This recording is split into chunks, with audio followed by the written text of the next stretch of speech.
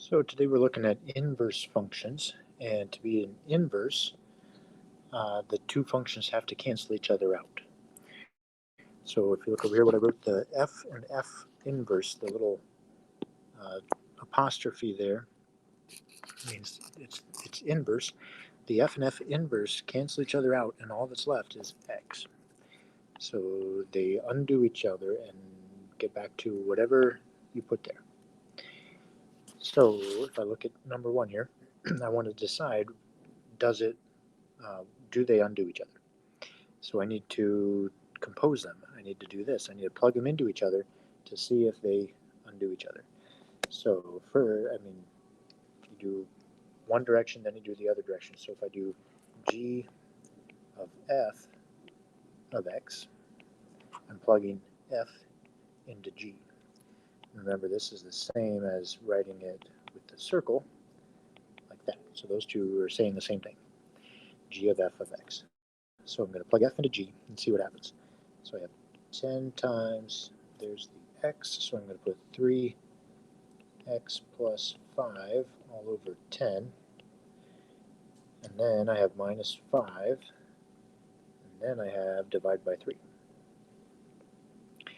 So when I multiply the parentheses here by 10, I'm going to just distribute that 10 and have 30x plus 50, and it's still divided by 10. But what happens when I divide those each by 10? 30 divided by 10 gets me down to 3x. 50 divided by 10 gets me down to 5. So all that happened is these 10s cancel each other out. Right? Multiplying by 10 and dividing by 10 undo each other. They are inverse functions. So we just have to figure out, is the rest of it going to undo itself? So I'm dropping down that minus 5 and then the divide by 3. So 5 minus 5 goes down to 0. So what's left is 3x divided by 3, which is x. So the g of f of x is equal to x. So it worked one way, now we have to decide, will it work the other way? So I need to then do f of g of x. So now I'm plugging g into f. So I take the 10x plus, the 10x minus 5 over 3, and I'm putting it in here for x. So I have 3 times 10x minus 5 divided by 3 plus 5 on the outside all over 10. So will this undo itself? So I have this 3 is going to multiply in, but then I'm just going to divide by that other 3. So multiplying by 3 and dividing by 3 cancel each other out. So I have 10x minus 5 plus 5. Minus 5 and the plus 5 go to 0. So I have 10x over 10. 10 divided by 10 cancel each other out. So I have x is equal to f of g of x. So since they both come out to be x, then yes, they are inverses. They are inverses. Okay, so you have to check both directions and make sure it works both ways, because sometimes it won't. So yeah, plug them in both ways and check. So sometimes we can have exponents and roots. And those are inverse functions. So the square and the square root will cancel each other out.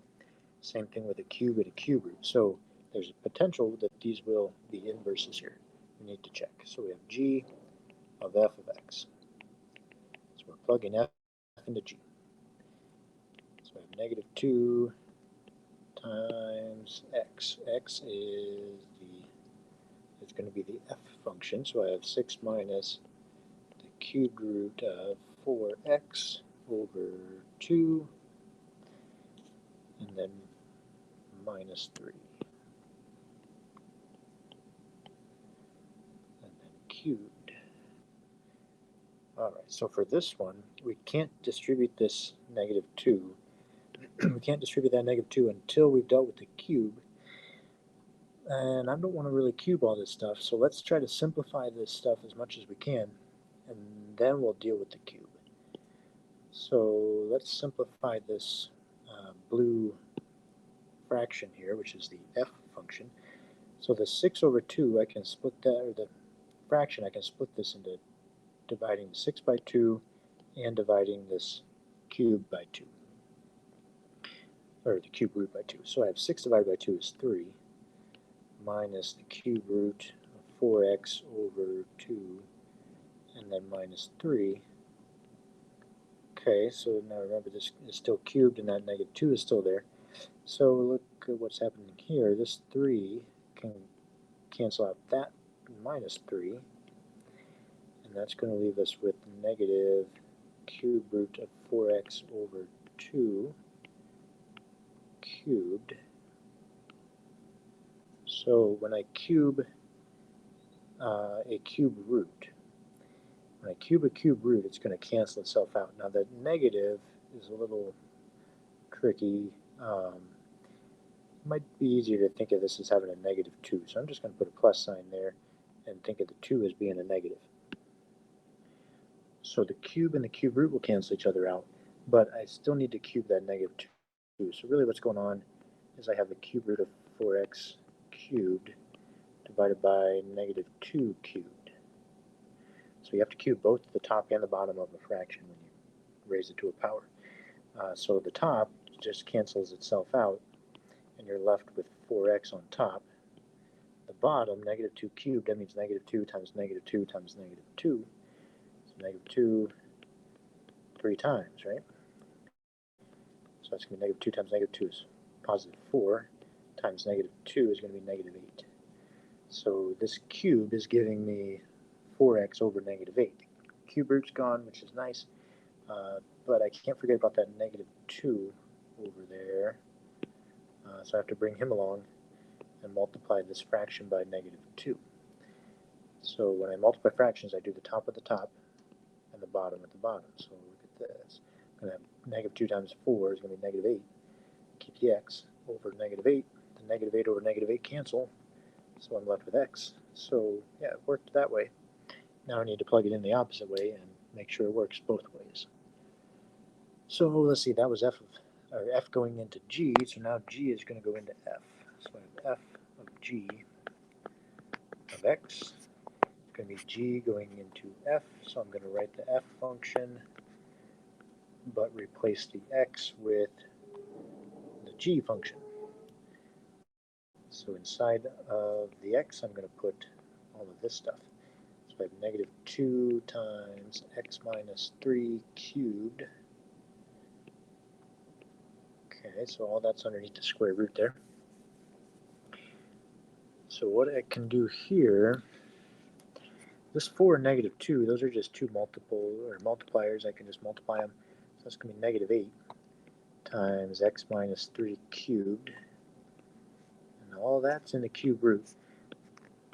Bring down that 6 and the minus. Kind of like cubing the fraction. Cube rooting two things that are multiplying together, I can separate them.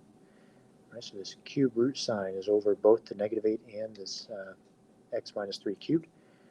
So I can split that up. I can do the cube root of negative 8 times the cube root of x minus 3 cubed. Okay, so the great thing about doing that, the cube and the cube root will cancel each other out. These are gone, so I'm left with x minus 3 with no cube root. The cube root of negative 8, what that is asking for, you can type that in your calculator. The cube root, if you're using a TI-84, is in the math button. If you hit the math button, then the cube root option will show up. But what this is asking for is the number times itself 3 times to get me negative 8. I know negative 2 times negative 2 times negative 2 is negative 8. I just did that over here. So I know that the cube root of this is negative 2.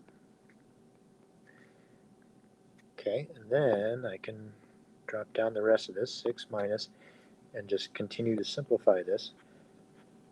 The double negative there, I can change that to a plus, distribute in the 2. So I have 2x minus 6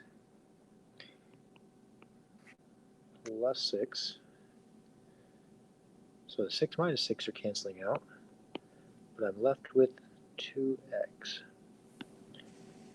I was just about to say they weren't inverses, except I forgot one little thing.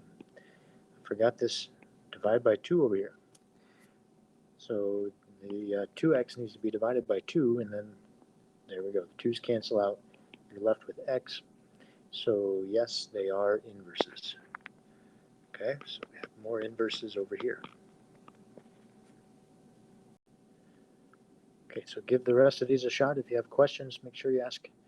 But yeah, you're just plugging them into each other, and if they come down to x, then they are inverses. Both directions have to work.